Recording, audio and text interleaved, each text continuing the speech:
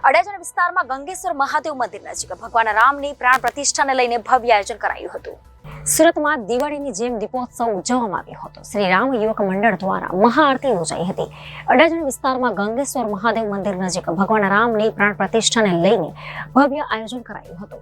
મહાઆરતી સાથે ભજન, સંધ્યા અને ભંડારો રાખવામાં આવ્યો હતો। યુવક મંડળના 100 જેટલા યુવાનો દ્વારા આ અંગે તૈયારીઓ કરાઈ હતી।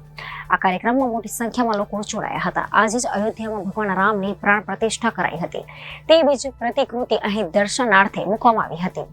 મારું નામ રાજ ગજ્જર છે। આજે શ્રી રામ જન્મભૂમિના પ્રાણ પ્રતિષ્ઠા નિમિત્તે અમે અડાજણમાં આવેલા અમારા શ્રી રામ યુવક મંડળમાં તમામ સભ્યોએ મળીને અહીંયા ભવ્ય આયોજન કરેલું છે। જે આયોજનમાં આપણા મેયરશ્રીની અધ્યક્ષતામાં શ્રી ધર્મેશભાઈ વાણિયાવાલા તરફે ખૂબ સરસ અમને પ્રતિસાદ મળેલો છે, જેમના સહકારની સાથે અમારા ગ્રુપે મળીને આ સુંદર આયોજનનું કાર્યક્રમ કરેલું છે, જેમાં મહાઆરતી તેમજ ભજન સંધ્યા તેમજ મહાપ્રસાદીનું આયોજન કરેલું છે। કેટલા લોકો કાર્યક્રમમાં? કાર્યક્રમમાં અમારા ગ્રુપના 50 થી 100 માણસોનું ગ્રુપ છે, તેમજ અહીં આસપાસની સોસાયટીના તમામ રહીશોના એકદમ સપોર્ટથી અમે આયોજનનો કાર્યક્રમ કરેલો છે। કેટલી ખુશી છે આજે રામ જન્મભૂમિ નિમિત્તે? બહુ જ ખુશી છે, જે શબ્દોમાં વર્ણન કરી નથી શકતા, બોલી નથી શકતા, સમજાવી પણ નથી શકતા, એટલી ખુશી છે। આપનું નામ? અશોકભાઈ આહિર।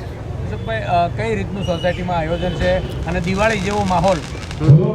આજે શ્રી રામ ભગવાનનું અયોધ્યામાં જે મૂર્તિ પ્રતિષ્ઠાનું જે છે એના માહોલ ઉપરથી આખા ઇન્ડિયામાં એટલો જબરદસ્ત માહોલ છે કે જે દિવાળી કરતાંય એકદમ કહેવાય કે અદ્ભુત આયોજન કરેલું છે બધાએ।